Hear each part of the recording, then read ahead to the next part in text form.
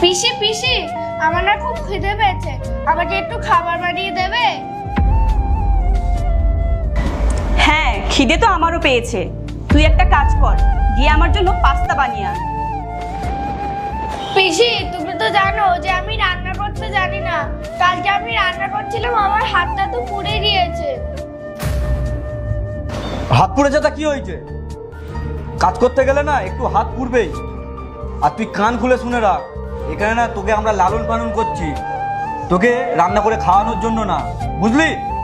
তার আগে যদি শয়তানকে ঘেন্না করো আর মাকে ভালোবেসে থাকো, তাহলে ভিডিওটাকে লাইক করে চ্যানেলটিকে সাবস্ক্রাইব করে দাও আর কমেন্টে আই লাভ ইউ মা লিখে যাও। আর তুমি যদি লাইক সাবস্ক্রাইব না করো, তাহলে আমি বুঝে যাবো তুমি শয়তানকে ভালোবাসো।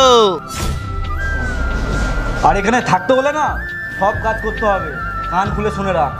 ওর বাবা একটু ওকে বেশি মাথায় তুলে দিয়েছে।